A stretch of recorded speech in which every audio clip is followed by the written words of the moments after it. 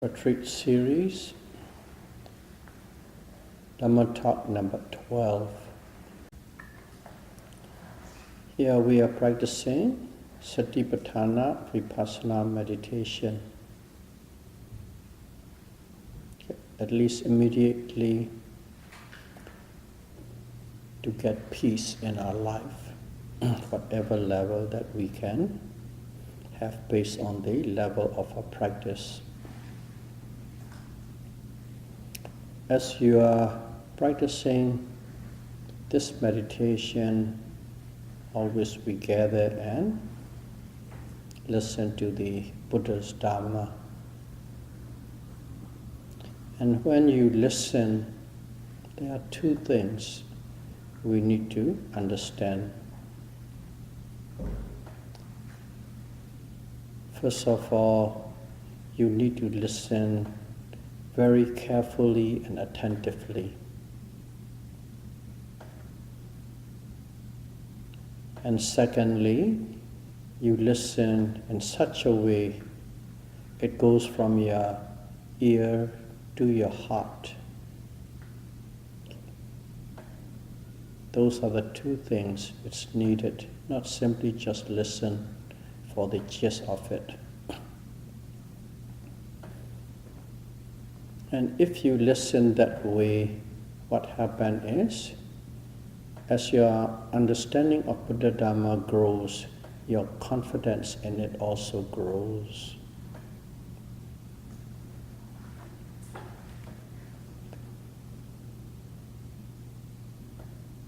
So when you listen this Buddha Dhamma, it's always related about how to practice correctly, and then what kind of things are required as you go along at a certain stage, at a certain condition. These are all a part of the talks. And each talk, a certain aspect of the Buddha's instructions are contained. And in here we are listening. The purpose of this listening is to grow our confidence and to learn more information or facts about the Dhamma, especially on a practical level. All the practitioners we are called the yogis. And of course there are many different levels and many different objectives towards the practice. But for any yogis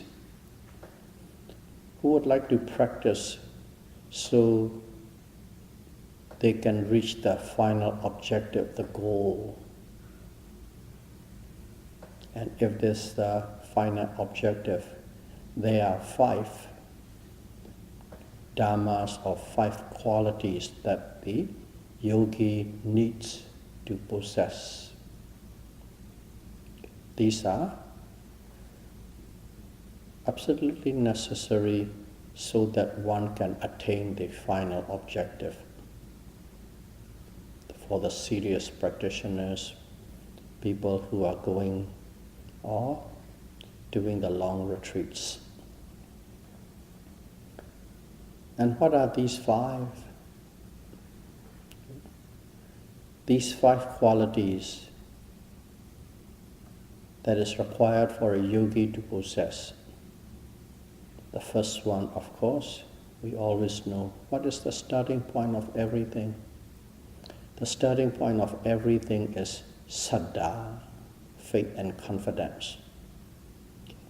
That is totally required. Not only this, for anything, whatever you are going to do, if you don't have a confidence in whatever you are going to do or approach or deliver,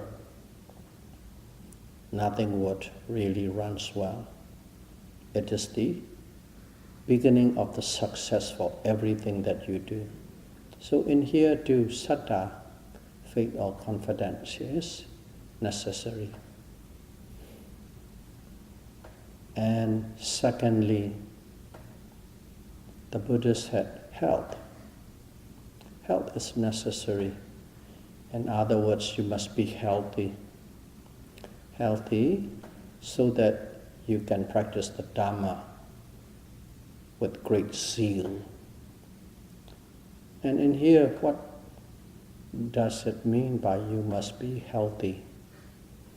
We all have some degree of illness or disease. Especially nowadays, the more science advanced, or maybe the environment has changed, the number of diseases increase and increase and increase, new diseases arises. So in here, doesn't mean that you must be totally free of any kind of disease or illness, because it is the nature of humans. We are born with a certain disease, and we have a certain disease, and we experience a certain disease. Some diseases are in your body all the time. It is that your immune system is so strong. Okay?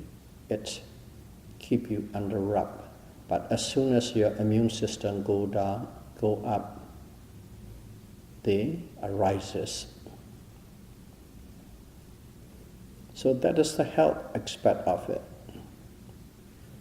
And the third one is sincerity. A yogi who is going to succeed to the stage of enlightenment, that quality must and have it. It's just absolute. Sincerity, honesty, frankness. And the third, that is the third. And the fourth one is, we all know too well, one quality that nobody can do without for anything, any project, anything that worthwhile achievable, especially in this practice, viriya, energy and effort. And the fifth one is pinya, insight or wisdom. So those are the five. These are the five qualities or five constituents or parts that a yogi must possess if one wants to succeed in the practice to the final objective. So the first one, saddha, okay, we have heard many a times. We have taught since from our beginner class, we approach this saddha. Saddha translates as verifiable faith or confidence. Some people just, mostly you will see only faith, confidence. Okay, but I like to add an extra word, verifiable faith and confidence. So in here, first and foremost is, what do you have faith in? You must have faith in the Buddha. That is number one.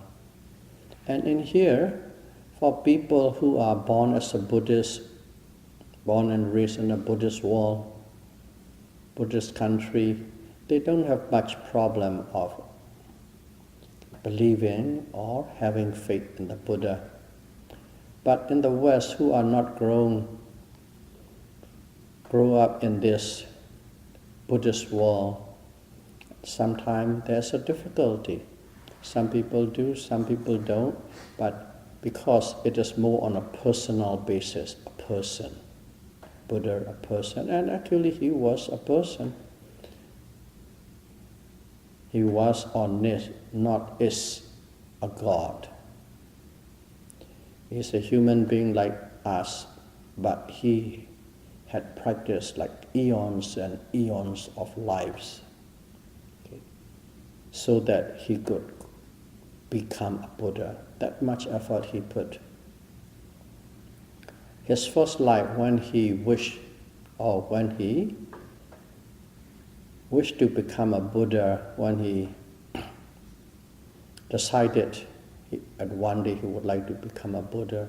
At that moment, he could have attained Nibbana, the end of all physical and mental suffering, in a few seconds, if he had listened to the Buddha Dhamma. At that time, the Buddha's name was Buddha Sikhi. If he listened it simply, he would have attained Nibbana.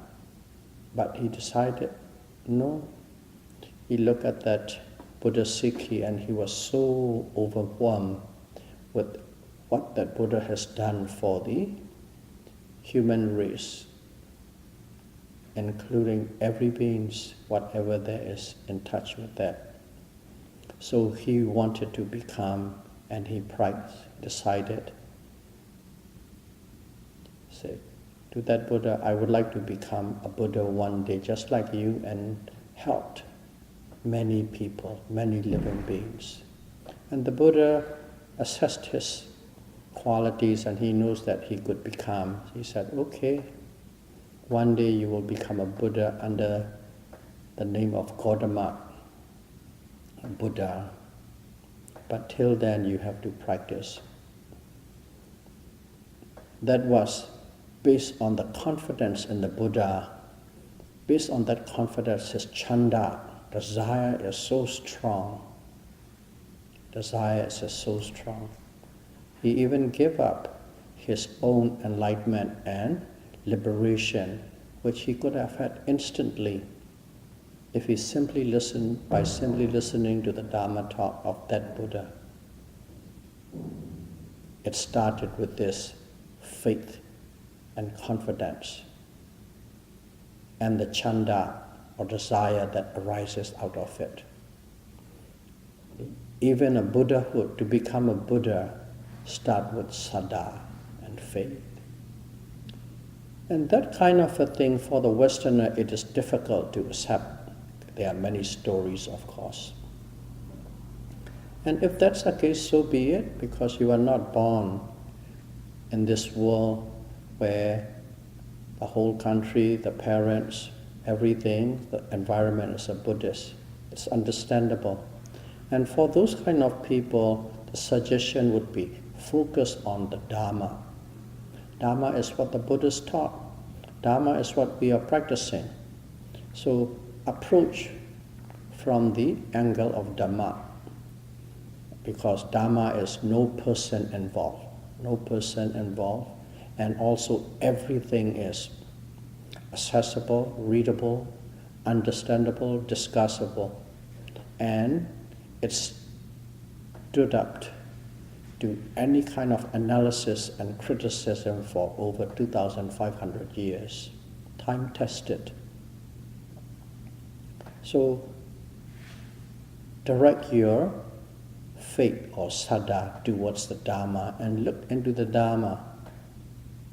Approach through Dhamma for this practice, because it is totally, absolutely necessary. This faith and confidence is, if you are approaching this particular project or any other project. That is the beginning of the success, step one of the success. So in here, confidence into the Buddha or confidence into the Dhamma, whichever one you like, and also confidence in the Sangha. Sangha is the persons who practice Buddha Dhamma,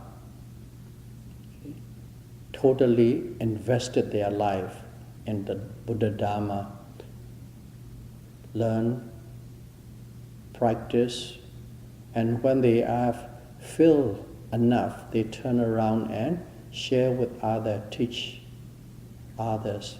Those are Sangha in general. But more specifically, we call it Ariya Sangha. Ariya Sangha is one who had practiced and then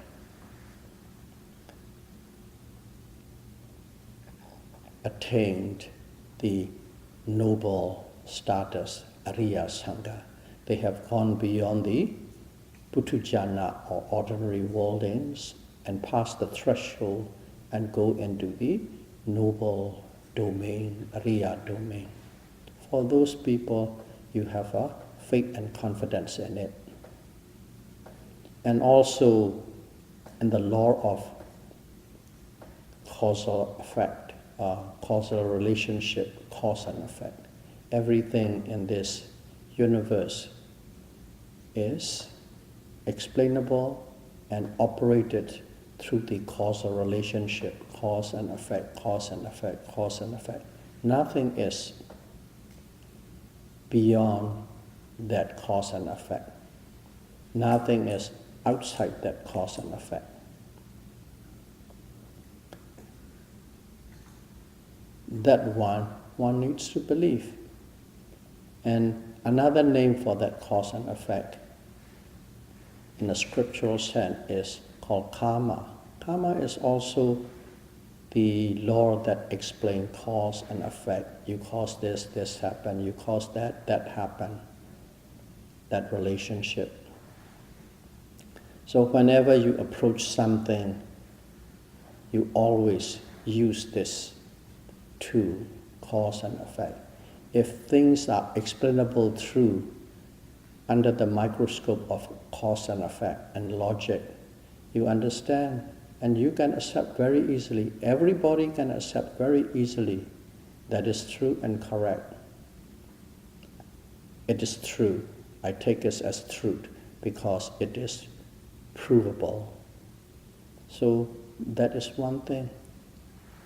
And as you have been studied and then also practice and understand to a certain level, you know everything you have done so far is explainable and verifiable through the tool of cause and effect. And these are the tools, and these are the process, these are the investigation, what we know as saddha, that give rise to saddha. So when you have verified as such, you become more certain. It's assured you by yourself that it is true and correct, acceptable, and it is provable. To a certain degree, it's already proven, but based on that assumption, if you carry on, if it follows and falls in the realms of this cause and effect, must be true, and you carry on, the sadhas become very strong. And with that saddha, you can approach. And of course, first level is the intellectual, and as a certain small steps of the beginning of investigation. In other words, the practice.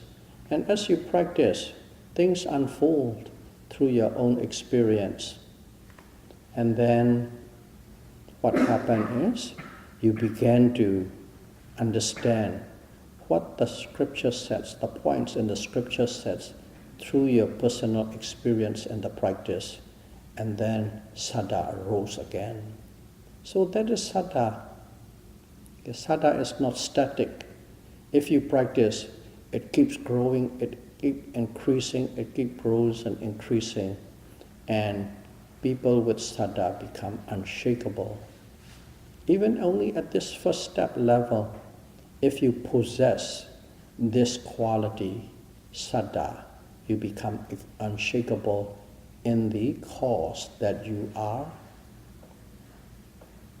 searching or practicing or following. That is one of the qualities a yogi must have. And secondly, we already touched to a certain degree the health. We know that we all have illness and diseases, things like that. But that doesn't mean that from the Buddhist point of view you are unhealthy or not healthy enough not to practice. And then what? The answer is, if one is, every day we have to take food and water, of course, air is given, air we breathe all the time. Next to the air, food and water for nutrition, for sustenance, to sustain this body going alive. And that is a very important matter because that sustains your existence, provide nutrition. In other words, it's called life, jiva, which is the physical aspect of life and mental aspect of life. This physical aspect of life needs nutrition. So we eat. When we eat, what is the next step? The body has to digest. And the body knows what to do, what to keep, what to provide into the bodily system of nutrition, and what to discard, waste is discarded. That is the digestion process. You eat, properly digested. As long as it goes well, then it is going quite well. If not, your nutrition doesn't go into the system. It might go into the waste because digestion is not good. Or if not, you can't even digest, become bloated, and you know exactly what happens then. No need to go detailed explanation. So if one is able to eat well, and then the body is able to digest, that part, from the Buddhist point of view, you are healthy. You can have a sustenance, sustain the body.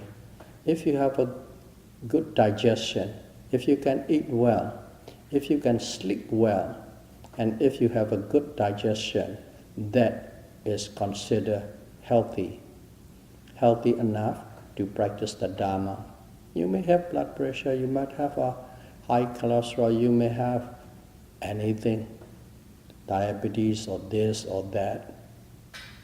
But as long as you can eat well, you can sleep well, and if you can digest well, it is considered healthy. So that is what it means by health. And that is also absolutely necessary. If you don't have that health well, you won't be able to practice. And in here too, if you look at it,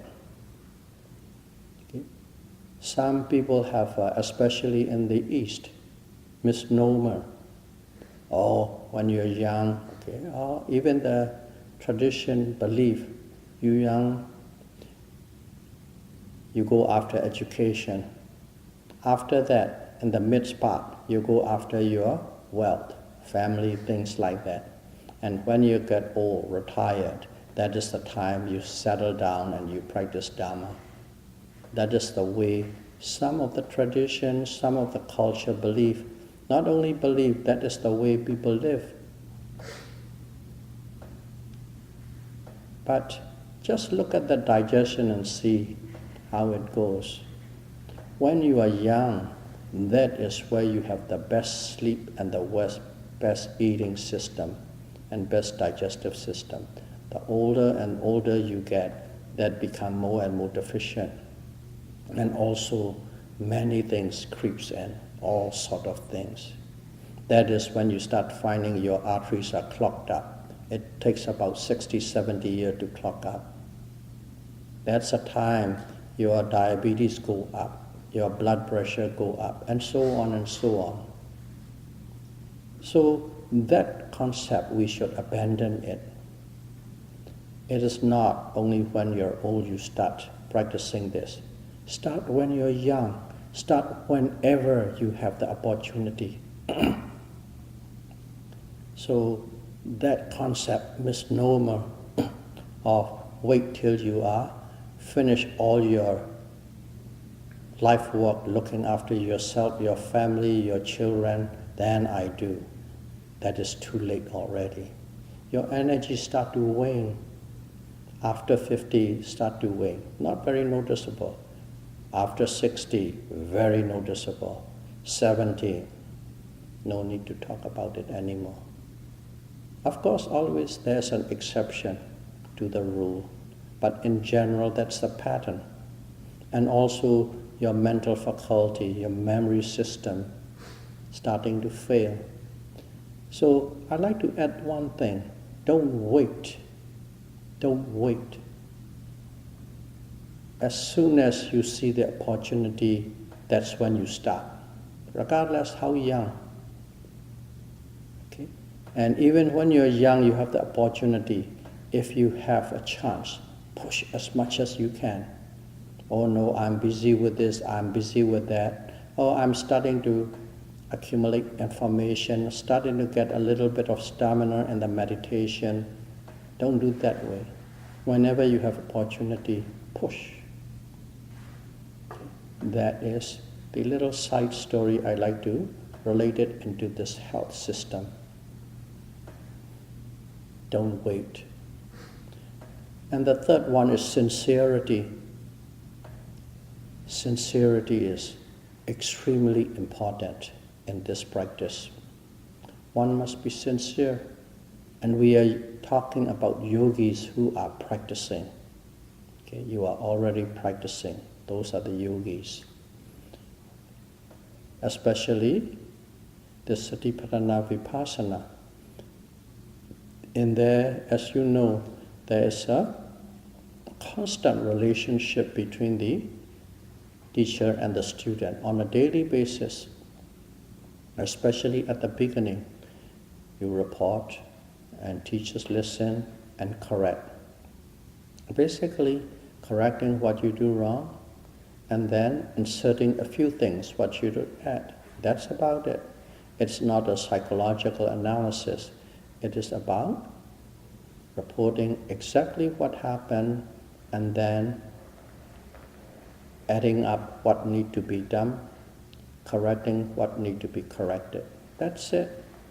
So in there, you find we have all sort of personality among the practitioners. Some have ego, some are humble, some are a little bit sharp and bright, and they are quite quick with mind. And all personalities, some are simple, honest and straightforward. Some are very humble. But regardless, there's always the environmental pressure, because you're practicing and practicing. Of course, when you practice it, you practice under a teacher who you have confidence. Okay. So as you are practicing under a teacher who you have confidence, you don't want your teacher to think that you are not doing well or working well or smart enough. That kind of a thing. In other words, ego and pride. In a different way, it's presenting your ego. So what happened was some people are well-read, some people heard many other people talking about it. Among the yogi, they discussed. There are about 50, 100 yogis practicing. There's always discussion going on. Little clique, little group that you have. And you are supposed to be reporting what you are doing. In other words, what you are doing is whether you are doing it correctly, that is manifested or shown by what you are experiencing. And these kind of reports, some exaggerate a little, some exaggerate a lot. Okay. Some even say whatever they perceive that the teacher might like to hear.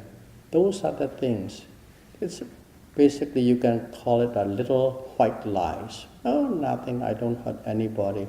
At the same time, you don't want to be looked down upon by the teacher.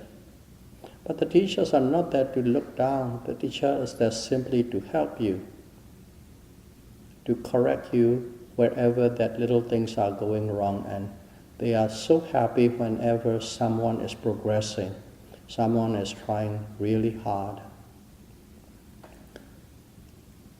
But the perception is different. So you have white lie, you exaggerate, you boast, that kind of thing. So sincerity and the morality, okay, your morality, in the aspect of the morality, you must be sincere. Okay, report exactly as it. Some have, they call it in word is called Maya. Maya is, let's call it pretender. Okay, pretender. Okay, in front of the teacher, they act like perfectly composed, very well-mannered, nothing, don't talk, nothing. As soon as you go around the corner, next building, next corner, another building, as soon as you meet your fellow yogis, you start talking, chit-chat, chit-chat. In fact, some of the yogis, they even look to somebody to chit-chat. Because this is not 1 day, 2 days, 3 days. We are talking about 2 months, 3 months, 6 months. So when I go to that stretch, long stretches, our old urges take over. We like to talk. But as soon as you come in front of the teacher, they might even say, please give me permission to talk. Like as if you will never talk without the permission. But around the corner, 2 hours ago, you already talked. That is called Maya or pretender. This is just a little example to see what it means by sincerity. These little things, it seems like so small, not effective, but when you are training the mind, when you are practicing, okay, the objective is the most valuable thing in humans to be totally liberated from physical suffering and mental suffering. That is priceless. You cannot buy with any amount of gold or money or whatever. That is the one. And for that, you need that total sincerity and morality. And also in terms of virtues, you must be total sincere of a virtue, of your virtues. Okay? Let's simplify it so that we can understand. You're practicing, and of course you have experienced and understood what is mind, discriminative awareness of mind and matter, the causal relationship between mind and matter. You have experienced it. But you want to let the teacher knows, or even other yogis, fellow yogis know, oh, I have experienced this rising and falling, and such and such and such and such. He retold the story what you have heard from somebody or where you have read from somewhere. In other words, you are virtuous, you are filled with these kind of qualities. Or some people even, oh, I'm Satipatthana, which is the first noble person, the first stream winner. That kind of thing. They said, I am. Some people actually say out loud, I am. And some people, they don't say, they act like, they pretend to be, I'm Satipatthana. In other words, virtues. Virtues that you don't have, you try to flaunt around. That is insincerity. In morality, in virtues, and also many other things, of course. We can go on and on. And in those aspects, when you are practicing, you have to be dead honest and sincere, exactly as it is. You practice, what do you know? All that you really know is rising, falling, rising, falling, rising, sitting, falling. If that's the case, you just say only that. 1 day there, a week later, that's all you know, just say that. A month later, you know that, just simply say that. You haven't experienced anything, just simply say it. But after about a month, you can't report anything new. Automatically, the pressure comes down on you by yourself. It's not the teacher who is pushing. It is you automatically having that pressure. And even the honest, normally honest, sincere yogis, after about a month, if you have no progress, automatically the condition forces you to do these insincere things. I'm talking especially for people who are going into long retreats and who are doing long retreats. And as soon as you do that, automatically you break them, one of the most important foundation of the practice, sila, morality. It is not that you have to lie, somebody fall down and die, or this or that, or get lots of money, lose love, nothing. In here is so settled, you are walking on the mind, you are walking for the purity of the mind. So sincerity is extremely important for a yogi who want to really excel and attain the final objective. That's number 3. First, saddha. Second is health. And third is sincerity. Number 4. Number 4 is everybody's know. We have heard or we have talked, discussed so many times. Some people even probably tired of hearing. Energy and effort, variya. But let's have a little bit of summary about it, even though we have heard before. This effort is in our practice, you need 3 levels. Again, we are talking about the serious practitioners. Right at the beginning, you have the initial effort. Initial effort is a lot easier because you are very eager. Because of your eagerness, as soon as you have saddha and desire, chanda, there's abundant amount of energy, and that really keep you up to a certain level. And after a while that's used up, the energy is gone. And the next step is you have to actually boost up that energy. In other words, you have to crank it up. Because the next step is the level where you see difficulty. As an example is, you don't have much progress, you have no progress, then energy wanes. And that is difficulty. That is the time you have to crank it up. Or you are practicing, the pain is torturing you so much, eventually it exhausts you. You are physically exhausted, mentally exhausted, you want to give up. That is difficulty, that is obstacle.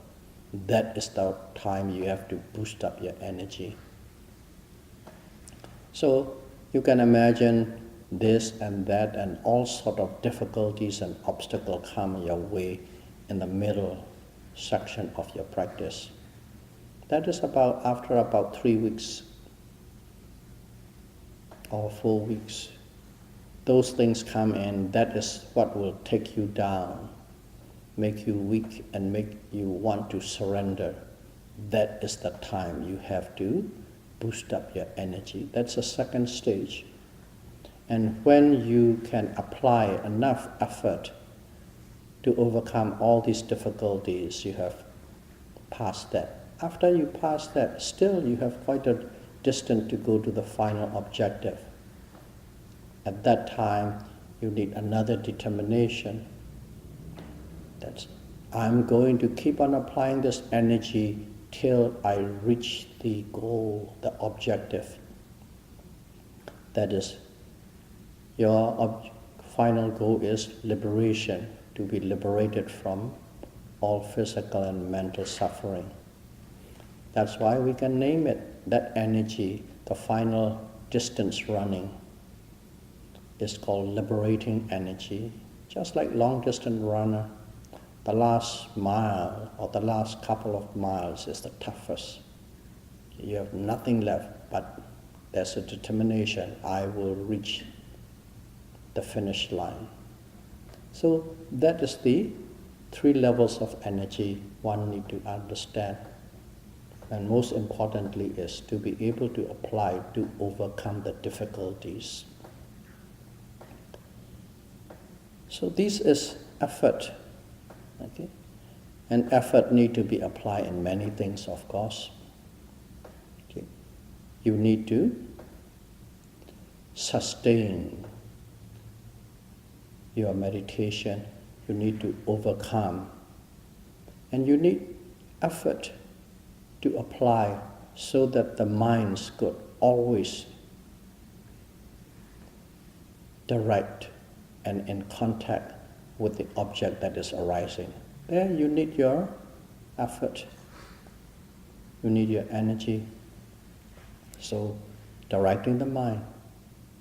And secondly, not only directing the mind, not only once, not only twice, to be able to keep doing the same thing for an extended period of time, which means continuously applying in the same process again and again and again. That's another part. You need to apply energy in there. And then, after a while, difficulty comes in and your confidence wanes. Your faith wanes in the process. At that time, you need to apply it to keep maintaining that confidence. It's not just only applying towards the mind, towards the object. You have to apply for this confidence to sustain the level, not to drop. You have to do that. And also, while you're practicing, especially when you're down, or especially when you're progressing, what happened? There's an attack. Attack of what? Sloth and torpor. Simply put, laziness and sleepiness jump onto you. At that time, you need this effort. This effort is applied to keep yourself alert, to keep yourself awake, alert and awake. See, you just say, apply effort, apply effort. What is it for? If you want to look in details, here are the details. All these things are like we are talking separately, but everything is happening. You need to apply to keep yourself awake, alert, and sharp. That's also another needed.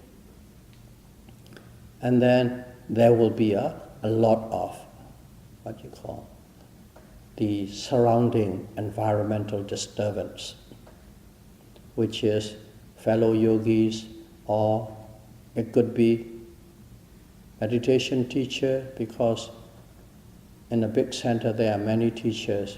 You don't get along with it, you don't like it, you felt like you have been singled out, and all these kind of things. There's a food, I don't like this food, this is spicy food, oh this is too bland, and so on. Oh, the volunteers who are doing, they are so much noisy, they don't understand. All these things, environmental, anything that can create aversion in you from your surrounding, these are and will be always there. When you have that, you have to have effort to maintain the patience and tolerance towards all these things that can create aversion in you. There's an effort. These are the effort I'm describing on a practical term. There's effort. And then you practice. Eventually, you sink into a certain level. Sink to a certain level, and you are growing, you are progressing. At a certain level of the progress, you begin to feel all the nice and good experience that one will encounter from the meditation. These experiences are, if you are truly experiencing continuously, they are extremely good, extremely pleasant. It is like nothing you have ever experienced before. It is nothing to all the experience that you have, sense pleasure in your daily life, any kind of sense pleasure. superior to that. So what happened was, it is really enjoyable and you got hooked into it. You like it and you stay into it. At that time, you need effort. Effort to abandon those nice experience. Effort to let go of these experience. So effort is in every part of the stages of your meditation is needed, all different aspects. The first one is, I just described it in a very general way, covers from the beginning to the end. Initial effort, boosting effort, and liberating effort. And in these three levels, all these little things are involved. One must be acutely aware. Sometimes you work the effort with patience. Sometimes you work the effort with tolerance. Sometimes you work the effort with confidence, or to maintain the confidence, that kind of thing. So that is effort. Number 4 quality that a yogi needs. And the fifth one is piññā. Piññā is called insight or wisdom. To put it very straightforward, it is the understanding of the mind and matter as they really are. Stage by stage, they go in. There's a Vipassana insight or Vipassana wisdom. That is, just in this world, you haven't passed the threshold to the Arya or noble person yet. Okay. In the scripture, you will find 13 different stages. You go through all these things, and your understanding of these things. And your understanding of these things, when you talk it, it is in the book quite easy. Okay. You read, you define phrases, oh, I understand. But when you are practicing and your experience to connect with these, what is described in the scriptures, that is a little tricky one. There you need an experienced and competent teacher to point you out, not ahead of time. Whenever you are experiencing, when you become skillful in your experience, that is what it is. That is where, again, the relationship between the teacher and the student, or in other words, the faith or confidence the students have in the teacher, saddha, come into play again. These are the qualities the yogi needs. So that 13 stages. And if you even go over the 13 stages, there's still more insight. Or at that time, they don't call it insight anymore. They call it piññā. Okay. Mega jnana. Jnana is also wisdom. Piññā is also wisdom. Insight is also wisdom. Piññā, jnana. So that is the wisdom of the path. And there are 4 different levels of paths. These are piññā. But we won't discuss those in detail because it is better to discuss and talk about it when you are there. Otherwise, it gives you for the room just simply to imagine and live in a land. Because of that, you might even think or dream that you are there because the mind wants to be there. That is piññā. So those are the 5 things that a yogi who wants to be successful in his practice must have. The 5 qualities. Saddha, or faith and confidence, health, sincerity, effort, and wisdom. Those are the 5 qualities. It is specifically written there. So in here, we stress again about the effort.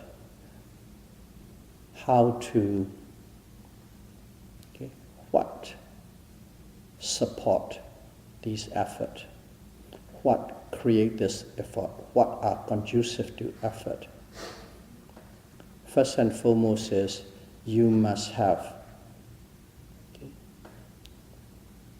the right practice, the correct practice.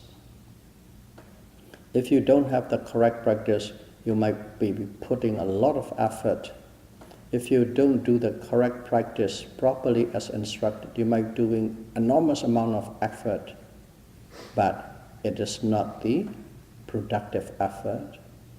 To put an example, and for one of the scripture, it is written here, at night there was a person, he has to cross the river. He is running away or whatever for a certain reason and can't see anything, there's no moonlight. So he goes there by the river, jump into the boat, and there's a paddle. He was so happy, he just rowing and rowing and paddling and paddling and paddling. When the lights come in, he found that he's still on this side of the river at the right by the dock where the canoe is. Why? Because he hasn't untied the rope to the dock. The boat was tied to, but he was rowing and rowing, but he hasn't moved an inch. What is that? If you tied up yourself, which is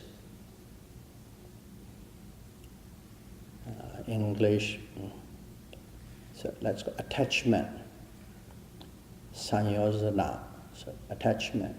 If you haven't cut the attachment, and if you jump into the practice, you might be practicing for 3 months or 6 months, but your mind has never left what you are attached to, your home, your family, and so on. You will not go an inch farther. That's one thing you need to know about effort. And then for the Westerner, some of the Westerners, they just jump in with both feet and they really go in. They left everything, they don't think about anything, I'm going to do it. But even those people, they have one big attachment they must be very careful about. Their attachment is, you're practicing. As you are practicing, they are well-read, they are well-versed, they listen, they work very hard, and they like what they hear, they like what they see, they like what they read, and they practice very hard. But one thing is, one of the attachment left is the Dhamma. They practice and they analyze and they figure out and they try to put all the Dhamma theory into it. Oh, it is this, what I am practicing this is the Dhamma, this is where it be. That analysis and reflection of the Dhamma goes on and on and on and on. And if you are at that stage, there is no meditation in you anymore. But in your mind you think you are doing a fantastic job, great job. Just like rowing the boat, which is tied to the dock. You might be rowing 10 hours, you won't move an inch. The same thing, if your mind is on the reflective awareness or analysis or thinking, not other things, simply about Dhamma and the practice, you won't move. In other words, your attachment is to the reflective or thinking process of the Dhamma.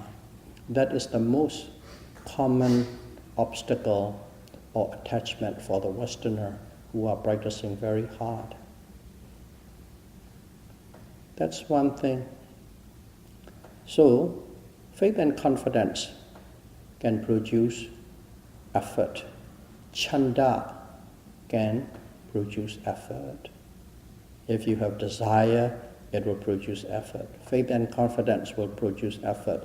If you have the right method or the right technique, it will produce effort.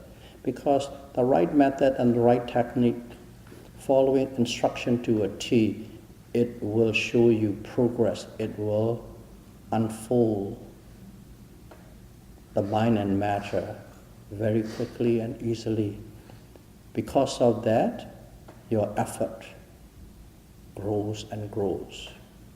They unfold, it reaffirms what you know, their confidence grows, effort grows. These are the things that produce or increase your effort. Saddha, faith, chanda, desire, the right technique, the right method to follow.